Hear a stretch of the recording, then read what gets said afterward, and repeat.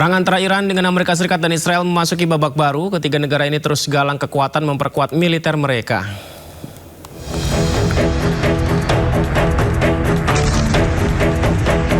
Perang Timur Tengah semakin meluas. Ketiga negara yang terlibat, Amerika Serikat, Israel, dan Iran, saling menggalang kekuatan.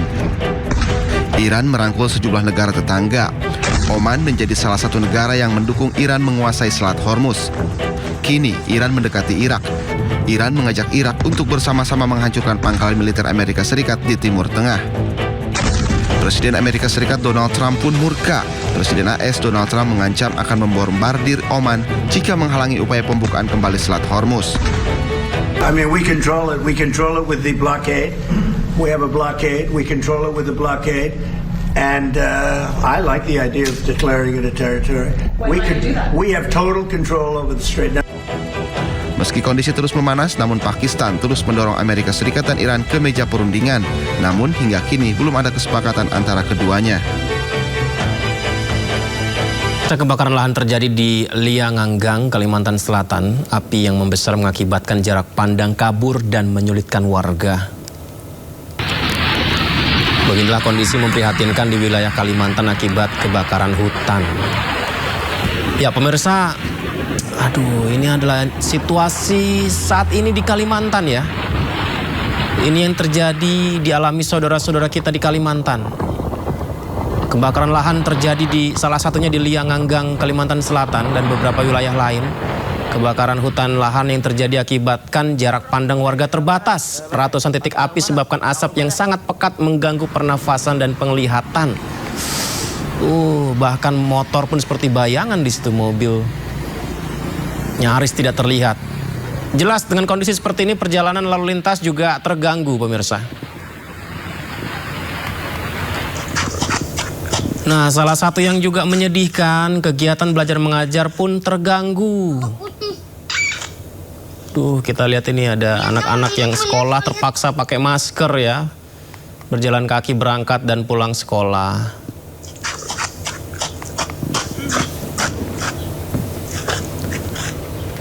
Rokok putih.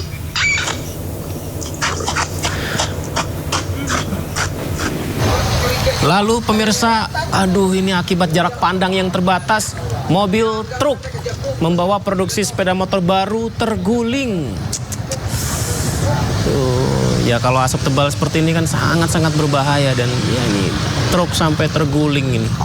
Karena jarak pandang terbatas sebabkan truk tidak mampu mengontrol lajunya. Situasi asap tebal akibat kebakaran hutan ini sangat membahayakan pengguna jalan. Dan hingga saat ini titik api masih belum padam sepenuhnya.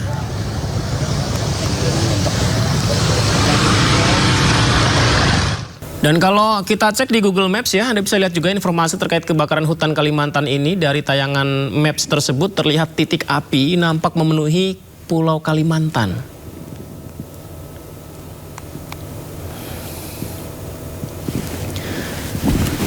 Nah ini dia, tayangan kondisi kebakaran hutan di wilayah Kalimantan. Jadi kalau kita mengetik keyword Karhutla Kalimantan, ya, tayangan Google Maps ini langsung menunjukkan titik-titik api yang memenuhi wilayah di Pulau Kalimantan. Ini kita lihat ada di Ajuang, ada di Murung Pudak, Balikpapan, Kalimantan Timur, Tarakan. Aduh, banyak sekali ya. Nah, uniknya meski di pulau yang sama, ini Brunei Darussalam, lalu Malaysia, ini di situ belum terlihat ya titik api di sana. Mungkin tidak ditunjukkan karena ini objeknya adalah Karhutla Kalimantan, mungkin begitu ya, mungkin begitu.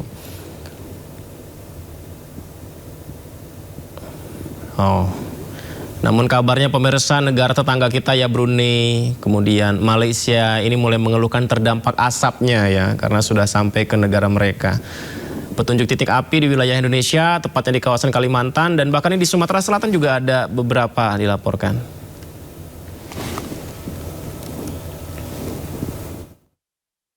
Lagi-lagi jadi langganan tiap tahun, Kalimantan darurat kebakaran hutan dan lahan. Puluhan ribu hektar lahan terbakar, tersebar di berbagai wilayah Kalimantan membuat relawan pemadam karhutla kelelahan.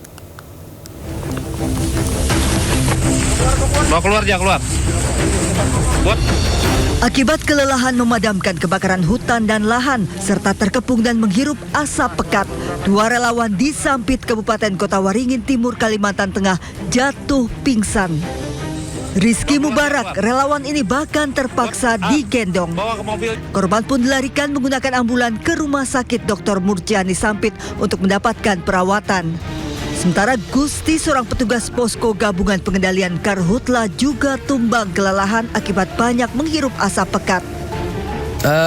Terlalu menghirup banyak asap dan ya lumayan jarak titik api cukup jauh dan besar juga apinya. Selama karhutla, para relawan ini jatuh bangun berjuang memadamkan karhutla, bekerja siang malam tanpa dibayar sepeser pun. Bahkan mereka membiayai sendiri kebutuhan BBM, makan, dan minum. Banyaknya titik api yang muncul membuat kebakaran terus meluas. Salah satunya di Kota Palangkaraya. Kalimantan lagi-lagi darurat kebakaran hutan dan lahan. Berdasar data BPBD, Kalimantan Barat jadi provinsi dengan luas karhutla terbesar, lebih dari 28.700 hektar. Kalimantan Tengah lebih dari 2.300 hektar dan Kalimantan Selatan 3.400 hektar lebih. Hampir sebagian besar wilayah di Kalimantan menjadi wilayah terdampak karhutla dengan masing-masing provinsi memiliki sedikitnya 3 wilayah paling terdampak. Kebakaran hutan dan lahan di Kalimantan mulai berdampak pada kehidupan warga, terlebih kabut asap pekat menyulitkan aktivitas warga dan membuat indeks kualitas udara memburuk. Rabu 19 Agustus, indeks kualitas udara di Kota Palangkaraya mencapai 487, masuk kategori berbahaya dan berdampak pada jarak pandang. Tim kontributor iNews melaporkan. Semoga segera padam ya. Pemirsa, kebakaran hutan dan lahan di Palangkaraya, Kalimantan Tengah kian meluas. Titik api baru maupun lanjutan bermunculan hingga mendekati permukiman sehingga membuat warga khawatir.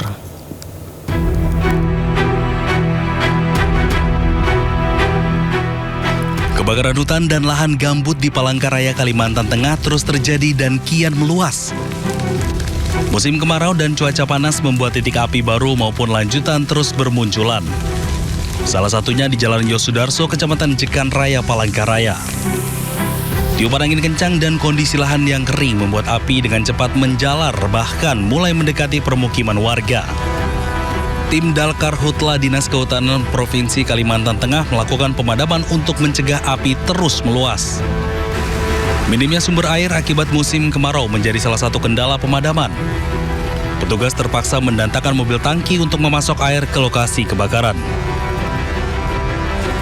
Khawatir sangat khawatir nggih. Karena takutnya kalau ini kan belum bisa nyala lagi itu loh Pak. Ya bisa-bisa kita bisa kena sampai ke rumah atau sampai ke tanaman. Kan ini kita pengusaha taman Pak. Itu apalagi kalau ratik-ratiknya itu, api-apinya itu yang terbang-terbang itu bisa mematikan tanaman Pak.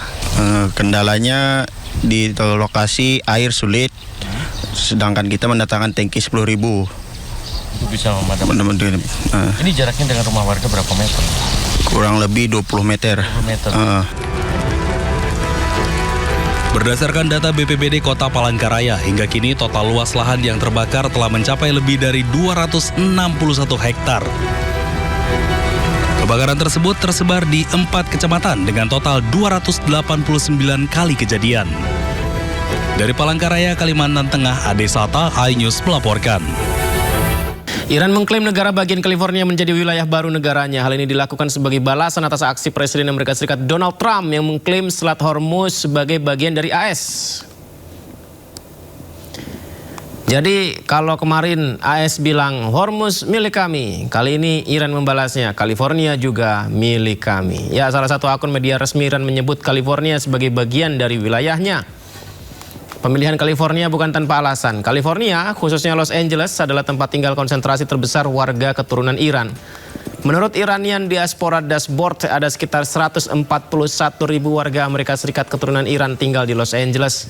Setelah revolusi Islam Iran pada 79, komunitas Iran di California Selatan berkembang pesat, di mana kawasan Westwood menjadi pusat utama diaspora Iran dan dikenal dengan sebutan Teherangels, yang diambil dari penggabungan kata Teheran dan Los Angeles.